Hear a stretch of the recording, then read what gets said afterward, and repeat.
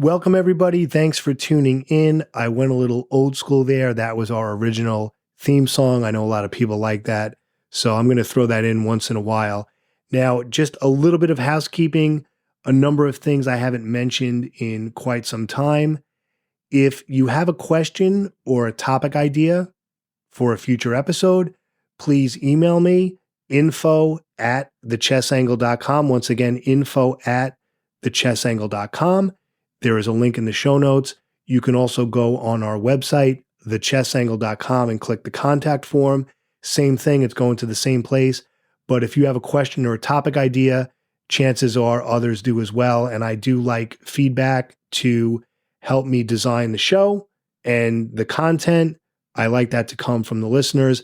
I can't promise that I'll use your idea if it's something that I feel doesn't fit the show, or if it's something I feel I'm not comfortable speaking about.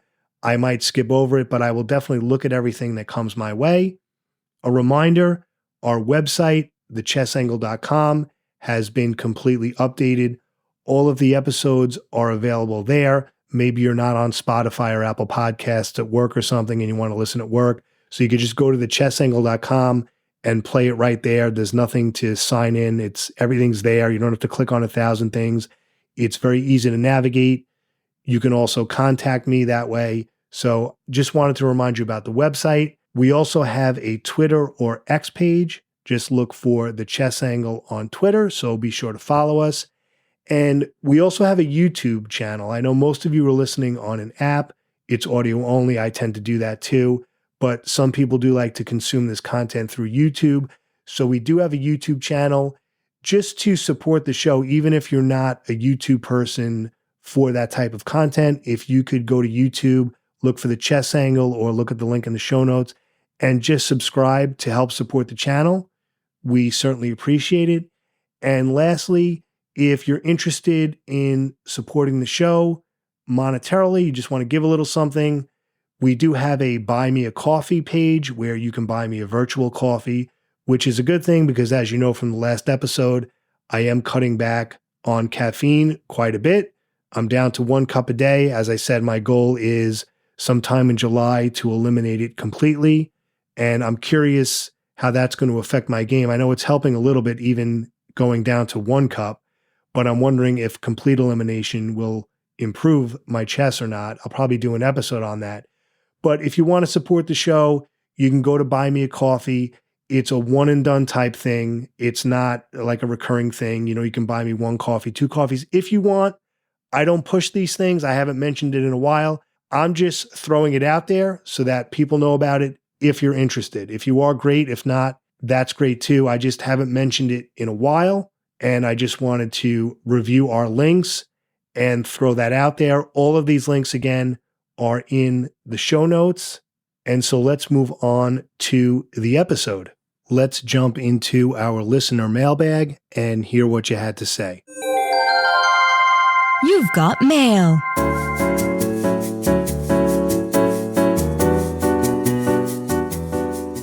Our first email is from Anton. He writes, "Dear Neal, I have been listening to your podcast for around 1 month now and am enjoying it very much. I am 13 years old and from Germany. Soon I will play my first City Open tournament. I have taken chess seriously for around 6 months, and my tournament ELO is 1776. My openings are the London, the Caro-Kann, and the Benoni defense against d4. For this opening, which I really love playing, I have already learned theory, but I would love your thoughts in an email/an episode on the Benoni. Thanks for reading my email." Well, Anton, thanks so much. When I hear kids your age are listening to the podcast, I really like that. Shout out to our friends in Germany. And the Benoni is not something I am an expert on. I'll speak about it a little bit.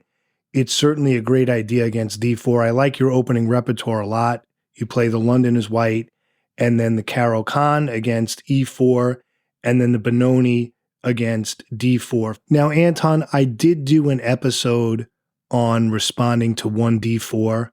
I think it's called Stop Being Afraid of 1d4, something like that. I'm too lazy to pull it up on my computer right now, but it's in the catalog.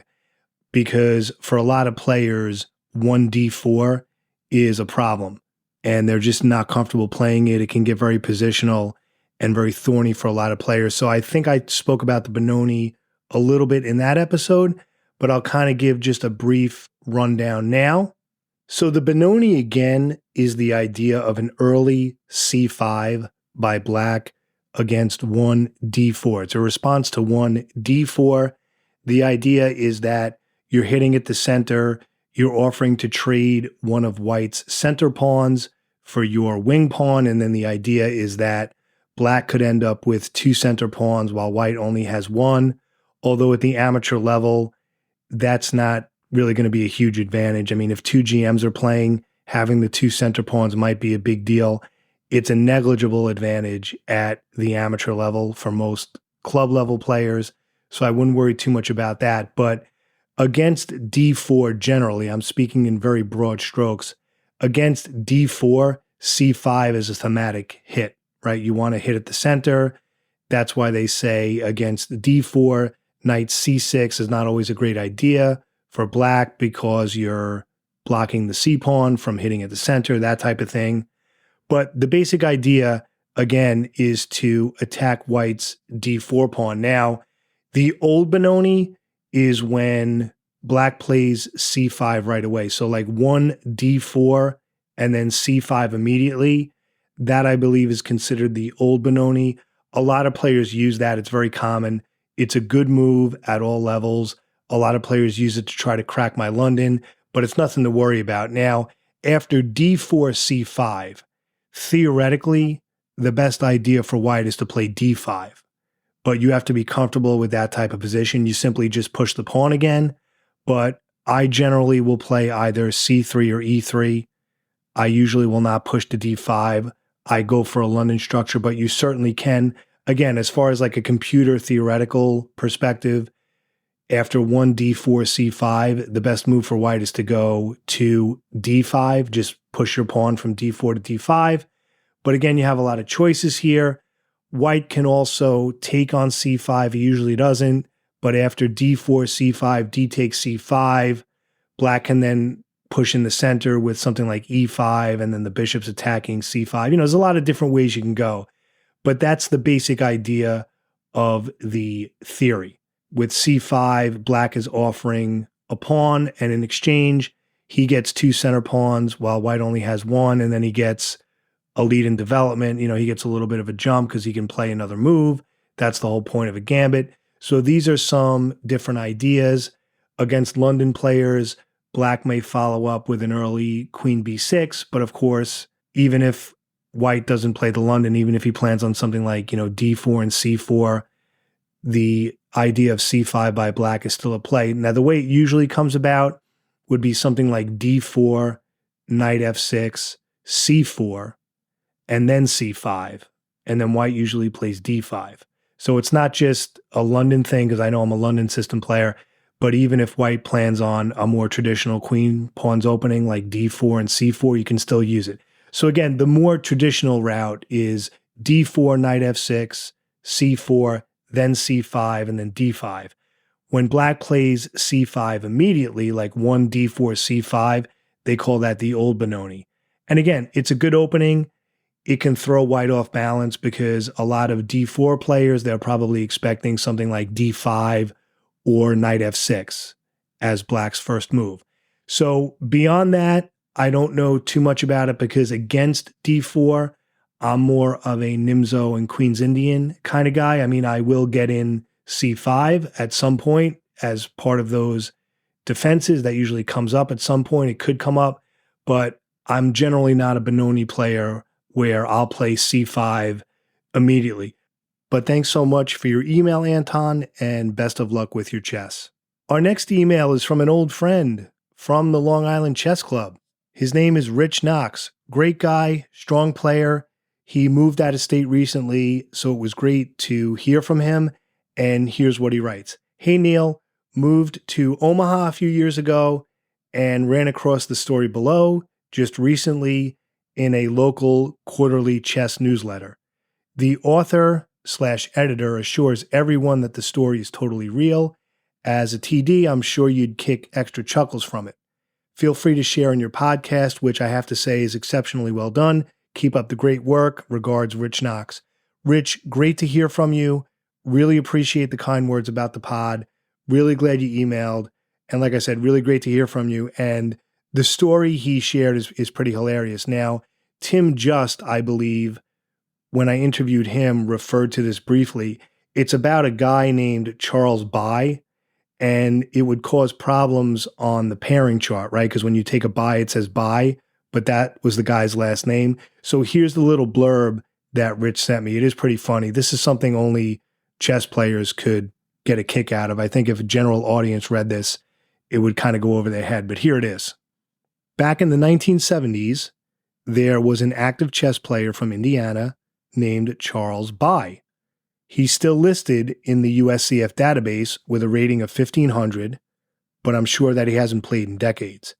Mr. By used to show up for tournaments, which sometimes led to very confusing situations. Lauren Schmidt, friend of the author, recounts that one day he showed up for a tournament in Iowa, and in one of the early rounds, his opponent saw on the pairing sheet his own name and By, and just assumed he had a full point by that round.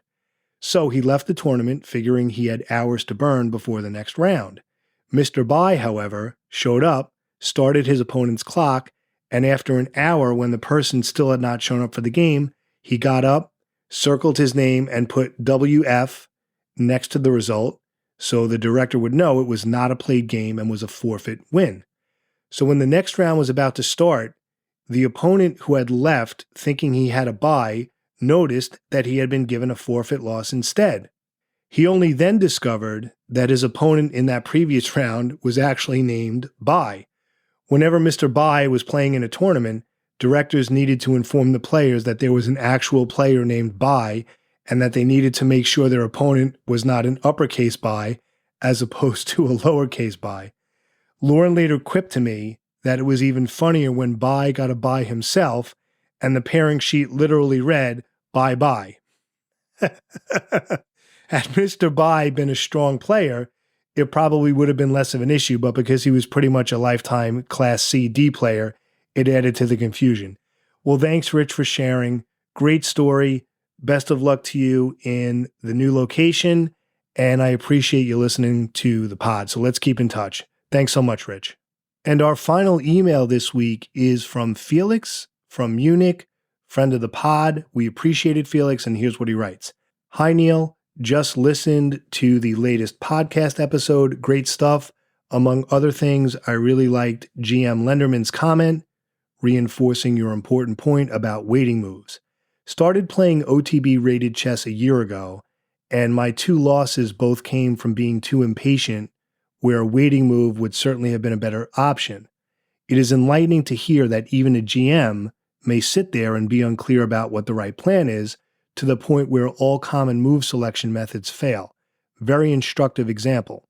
Also, being over 50 and unlikely to become a titled player, accepting or even offering draws is, as you point out, an option to be considered, and Silman's advice, which I typically find extremely helpful, is probably not realistic for club players, especially not if you face much higher-rated opponents and or after 4 hours of struggle and when running out of time at move 25 or so, having to get out early for work the next day, etc. Also, Silman's advice is obviously unrealistic where you play on a team like I do, and the chance to secure team victory with a draw may be an important factor to consider. Also, have a question on club development. I recently got tasked with attracting more adults to our club.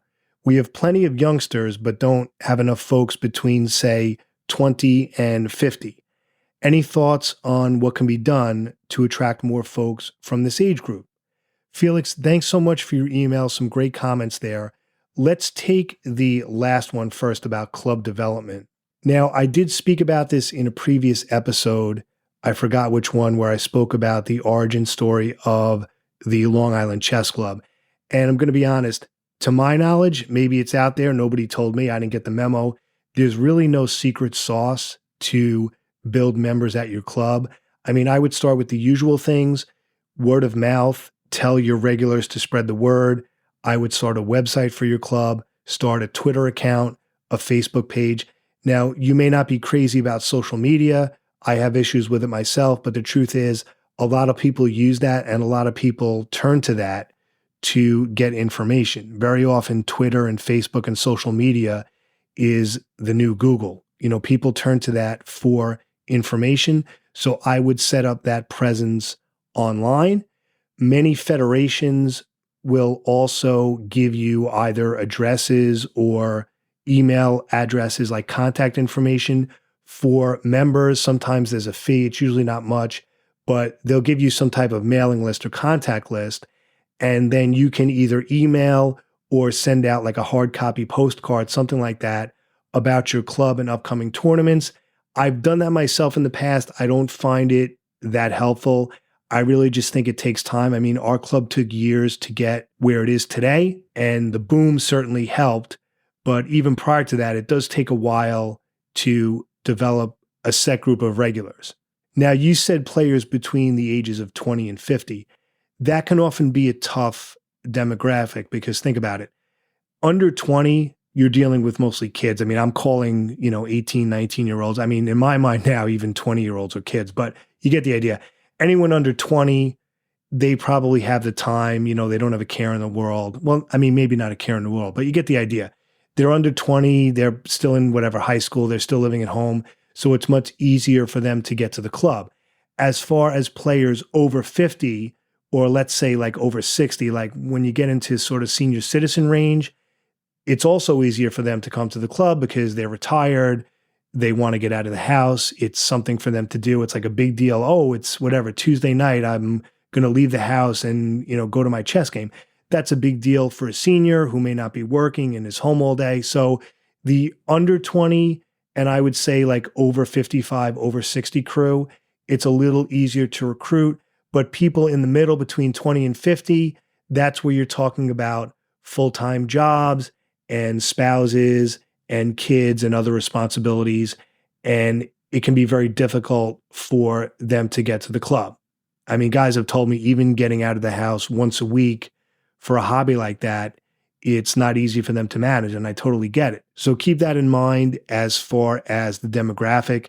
And the analogy I used when I spoke about this previously, a watched pot never boils. It is going to take time. And like I said, just spread the word, have that online presence as much as you can. And eventually, and hopefully, the numbers will build up. Also, make sure that you're running the club in an organized fashion, which I'm sure you are, because people do notice. They may not say it, they may not thank you, but if the club is very well run and very organized, they will tell others and they'll be more likely to come. And then when new members do come to check it out, when they see that it's well organized, that acts as sort of a retention factor, as opposed to someone wanting to check out the club. If they show up and it's like chaos and disorganized, well, they're probably not going to come back. So that's important. So just make sure everything is well run, that it's well organized, and you just kind of have to wait it out. Like I said, I don't think there's any secret sauce. There's no magic button. It's not just do step 1, 2, 3, and it'll happen automatically.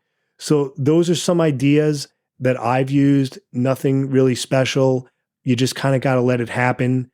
And then over time, hopefully you'll get the numbers you want and you'll get more of those folks between the ages of 20 and 50. The next thing, Felix, I like your comment about the draw offers. I'm glad you brought up the draw offer episode because I also want to address some comments that were made about that.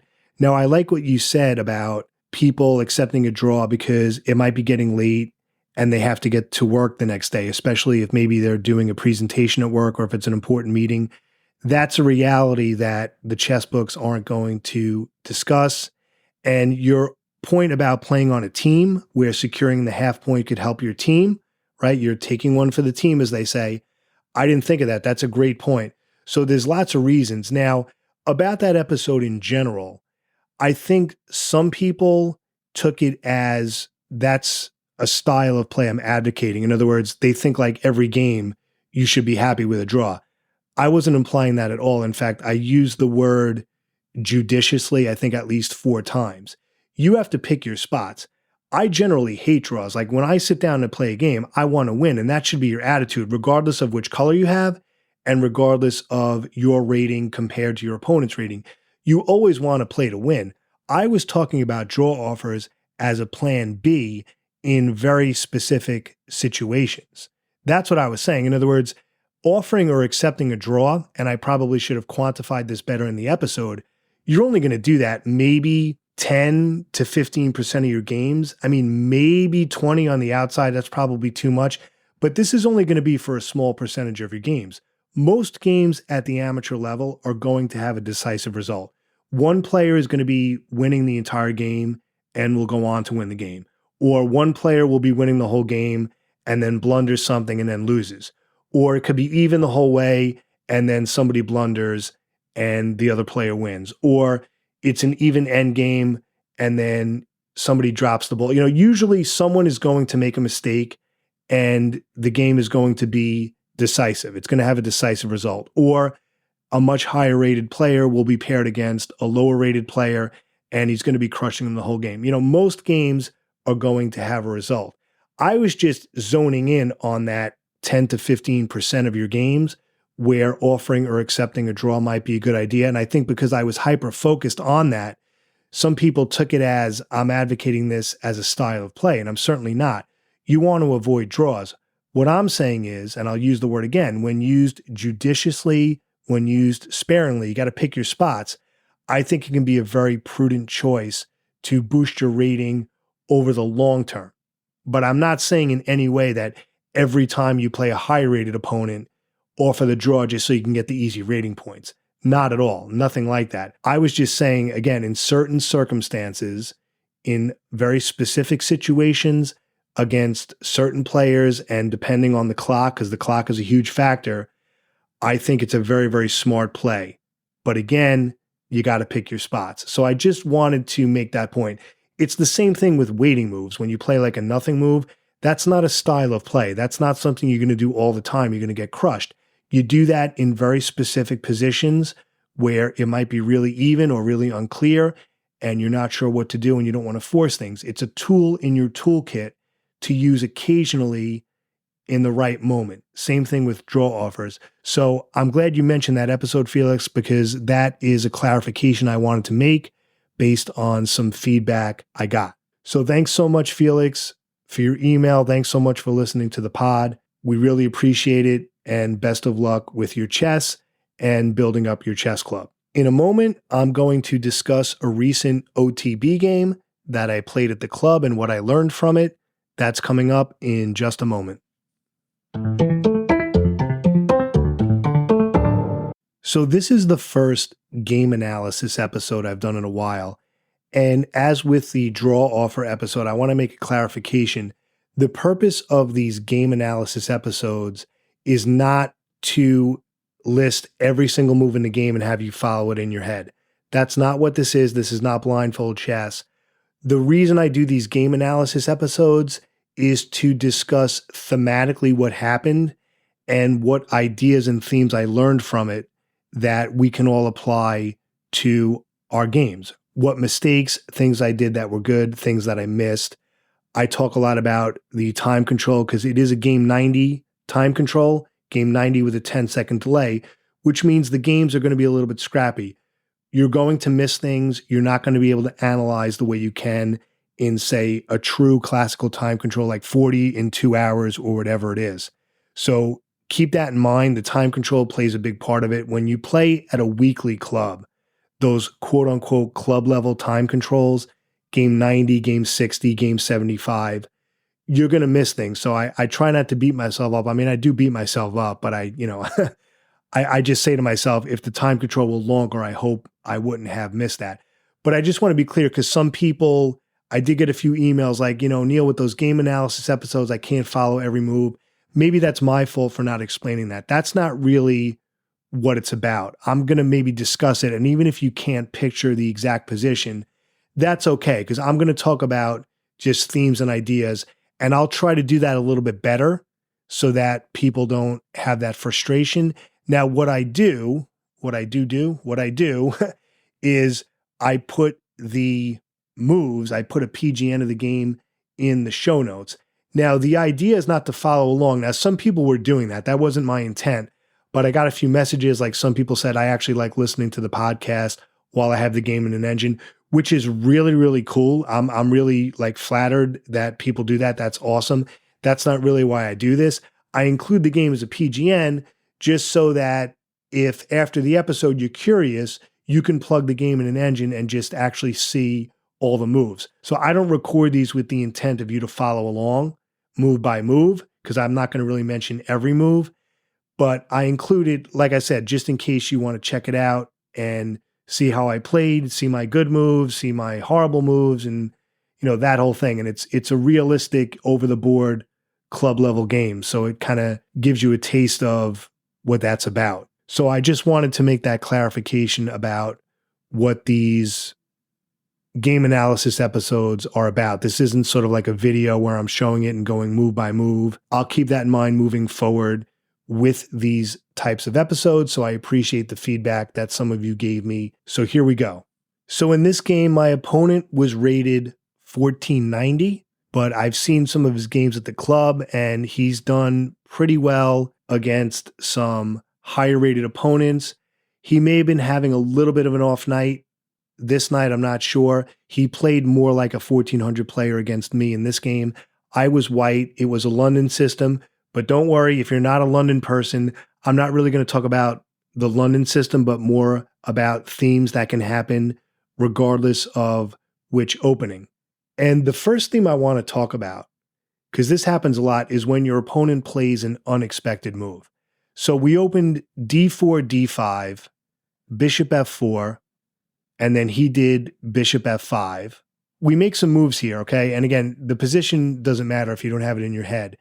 But he then plays a very unexpected move. And that's what I want to talk about, because I feel there's two common reactions. When your opponent plays an unexpected move, some players are like, oh boy, I didn't see that. It must be good. I guess I blundered.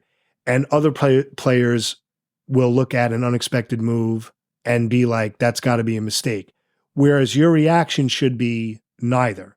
Your reaction should be, okay, he played an unexpected move. I mean, I sort of saw it in the analysis, but I didn't think it was anything. And don't think that it's good or bad. Just analyze it. It could be good. It could be bad. Sometimes those unexpected moves are indeed good. Sometimes they're a blunder. And sometimes in this case, they're perfectly normal and you have like 3 or 4 different responses. So basically, my bishop on d3 was attacking his on f5, and then he went bishop d6 with his dark squared bishop, attacking mine on f4, which you usually don't see, right? This is not something that's typical in the London. So that's why all the people who say, oh, the London system, it's just like the same thing all the time.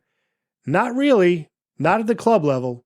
Anyway, so I'm looking at this and I have a number of choices here. And I mean, I can trade either bishop. I just tuck my bishop back to g3, my dark squared bishop. So if he takes, I go h takes g3, and then I have a rook on the open file. But the theme here, okay, the actual position doesn't matter. The theme here is that when your opponent plays an unexpected move, don't make an immediate judgment. Don't say, oh, it must be good or it must be bad. Just say, he made this move, let me analyze. And I looked at it. It turns out that it's pretty harmless, but I found a variation where I actually double his pawns, which is not decisive, but it's something to work with. Okay, if he made a move a few moves later that allowed me to do that. All right, so that's the first theme, is dealing with those unexpected moves. Don't panic, don't make judgments, just analyze the position before you decide if it's good or bad. That was sort of the first phase. So I'm a little bit better. He has a doubled pawn on the F file.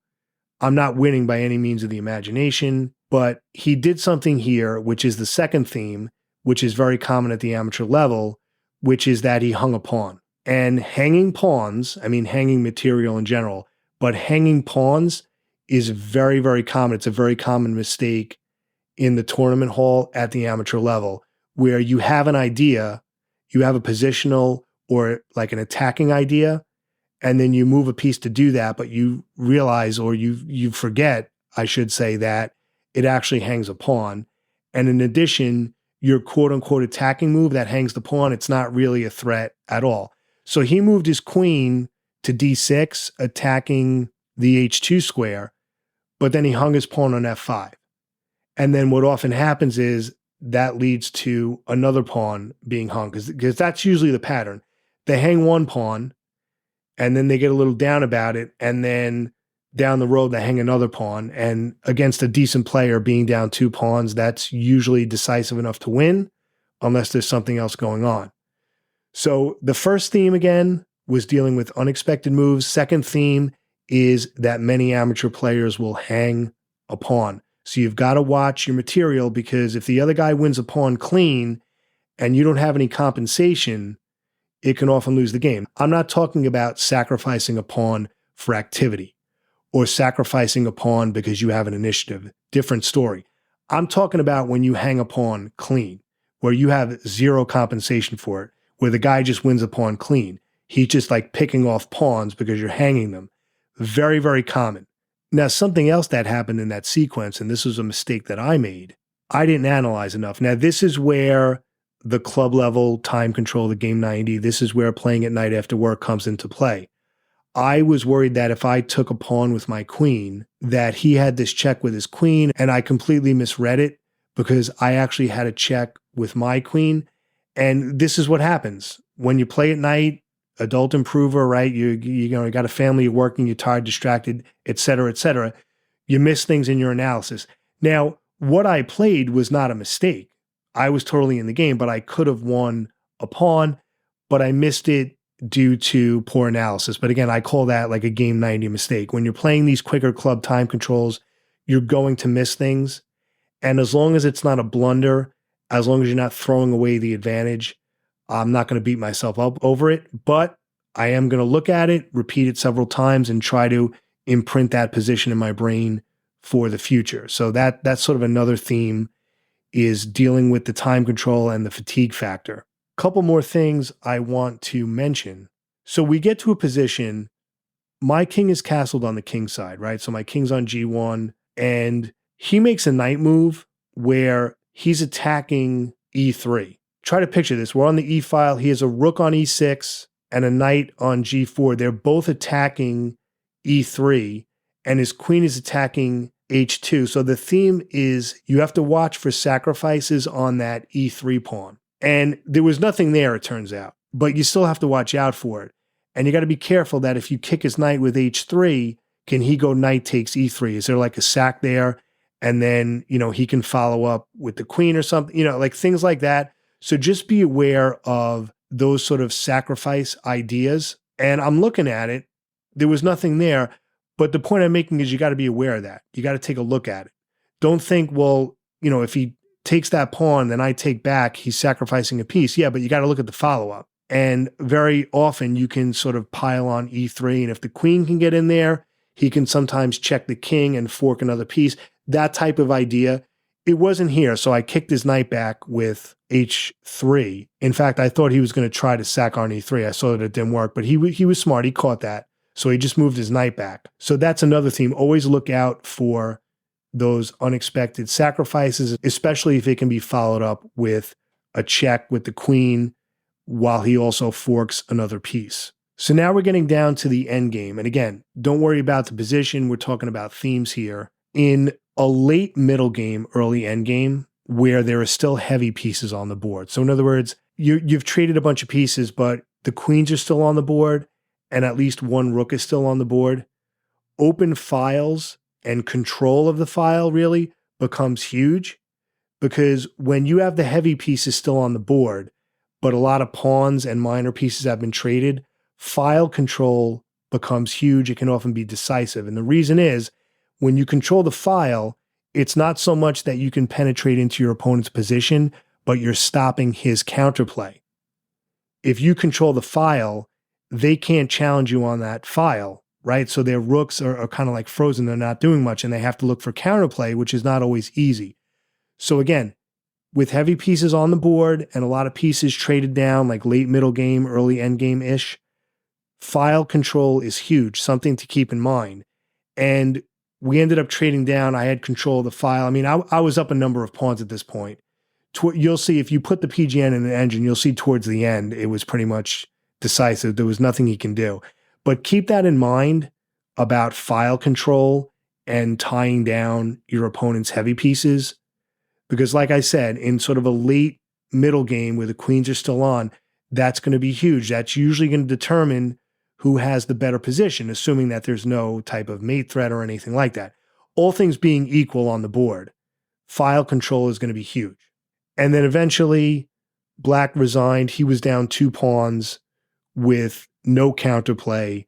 I had doubled rooks on the open file, and, he had nothing. He ended up just resigning. In this climate nowadays, most people won't resign. I thought he was going to play it out. It was just a matter of technique at that point. But it goes back to the earlier theme of dropping pawns and hanging pawns thoughtlessly. So that being said, I hope this was helpful. Some very important themes that come up at the amateur level all the time. Again, if you want to actually look at the game from top to bottom, the PGN is in the show notes. You can copy and paste it into your engine of choice. As always, we really appreciate you listening, and I hope you win your next game. Have a great day, everybody.